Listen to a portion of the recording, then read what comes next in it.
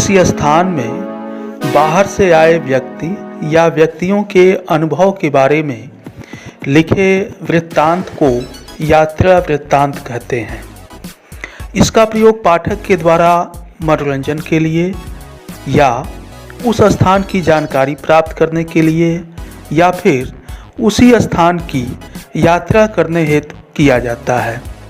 प्रस्तुत पाठ में लेखक ने अपनी यात्रा वृत्तांत में मॉरिशस के सौंदर्य और वहाँ फैली भारतीय संस्कृति का वर्णन किया है। नमस्कार, मैं हूँ मनोज कुमार मिश्र और आज कक्षा 6 की मंजरी से पाठ 9 हिंद महासागर में छोटा सा हिंदुस्तान।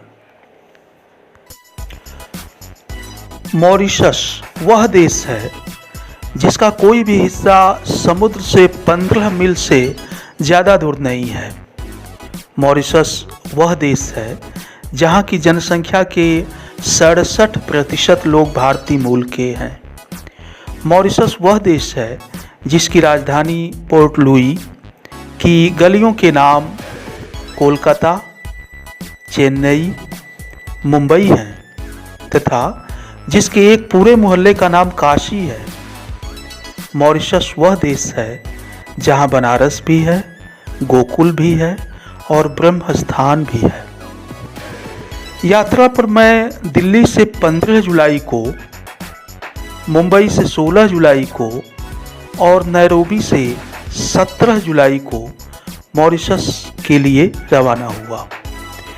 इधर से जाते समय नैरोबी की दुनिया में मुझे एक रात और 2 दिन ठहरने का मौका मिल गया। अतएव मन में यह लोभ जग गया कि मॉरिशस के भारतीयों और अफ्रीकियों से मिलने के पूर्व हमें अफ्रीका के शेरों से मुलाकात कर लेनी चाहिए।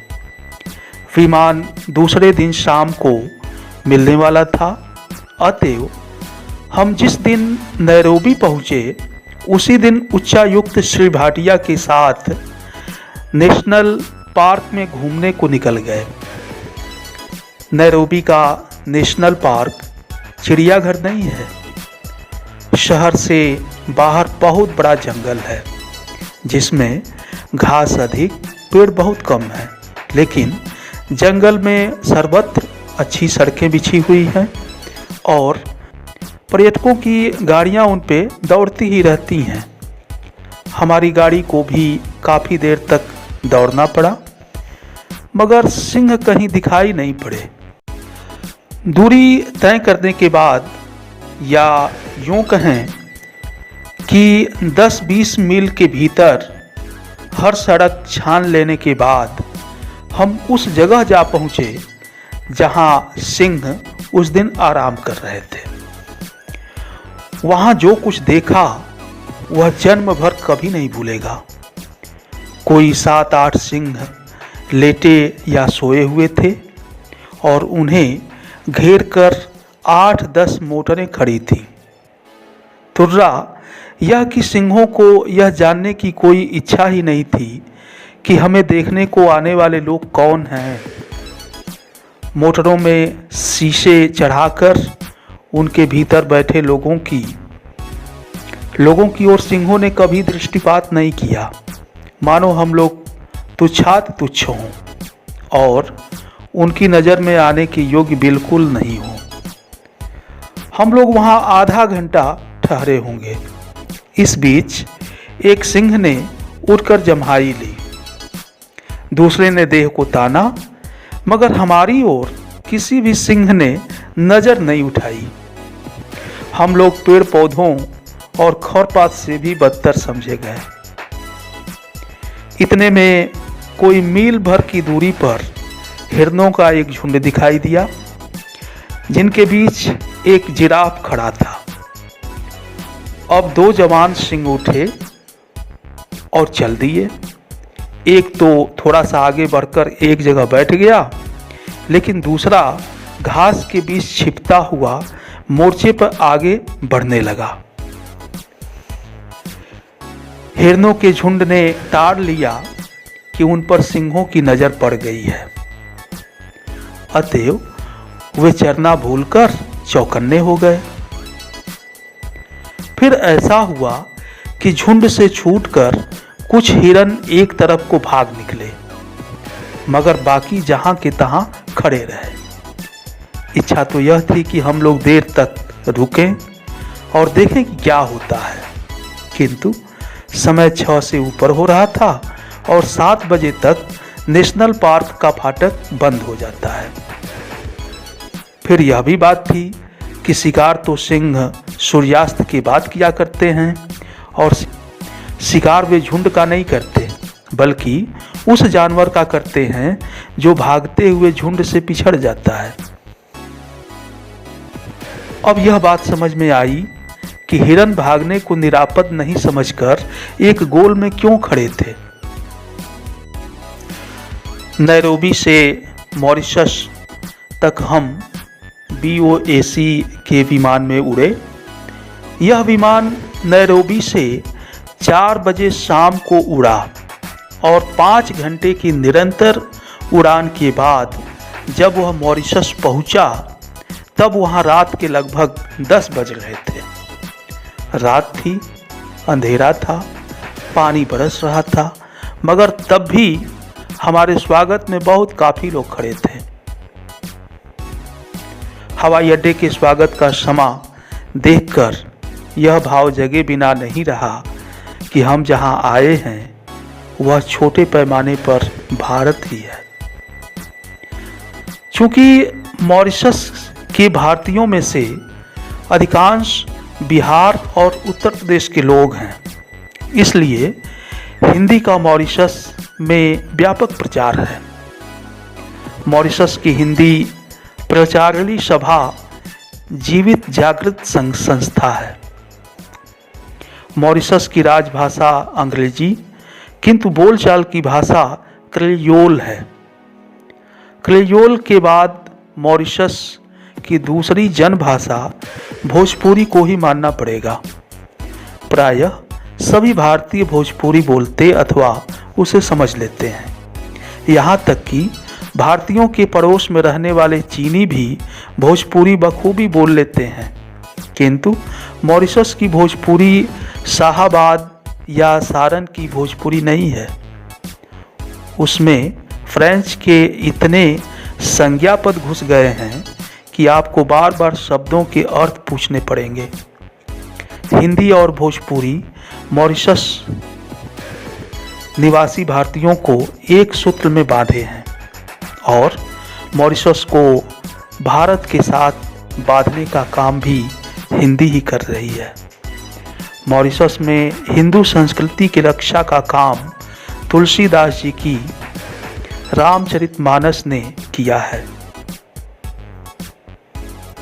मॉरिशस में ईख की खेती और उसके व्यवसाय को जो सफलता मिली है वह भारतीय वंश के लोगों के कारण ही मिली है।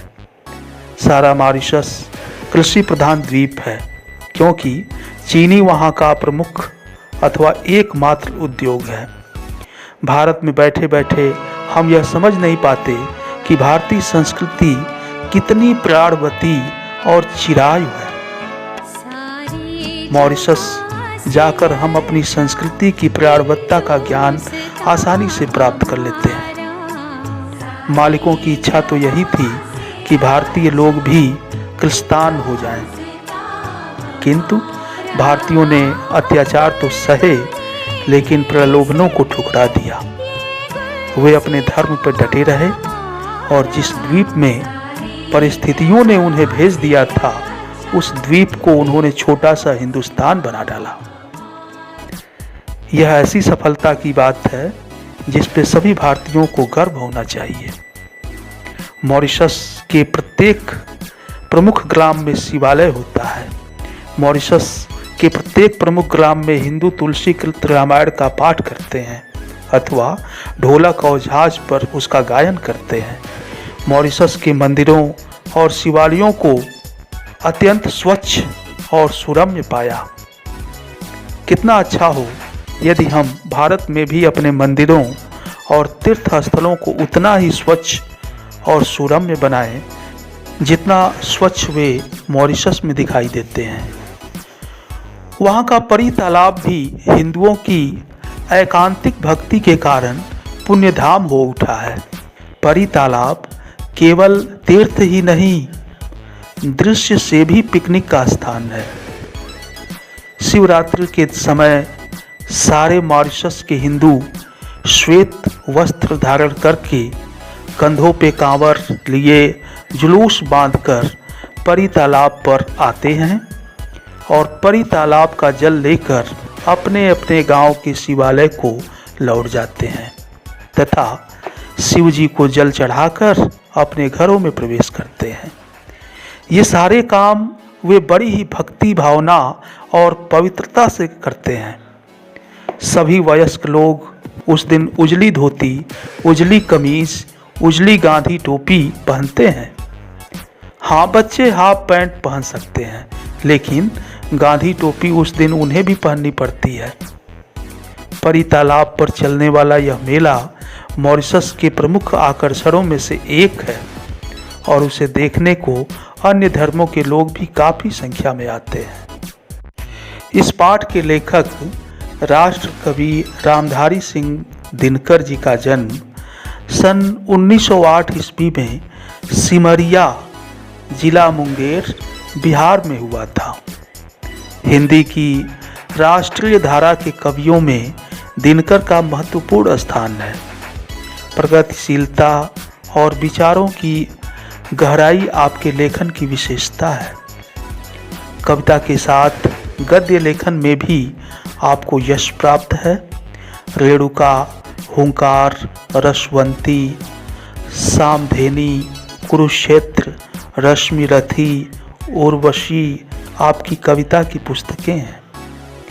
संस्कृति के 4 अध्याय, मिट्टी की ओर, काव्य की भूमिका आदि आपकी गद्य रचनाएं हैं। सन 1974 में आपका निधन हो गया।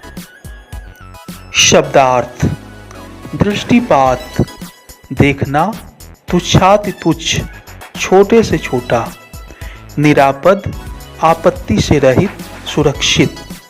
क्रेयोल भोजपुरी और फ्रेंच भाषा के मिश्रण से बनी एक प्रकार की बोली जो मॉरिशस में बोली जाती है। बाज बाज, कोई कोई, प्राणवत्ता, जीवित होने का भाव, सख्त संपन्न। क्रिस्तान, ईसाई धर्म मानने वाले। एकांतिक, एक निष्ठ। पुण्यधाम, पवित्र स्थान, पुण्य का स्थान।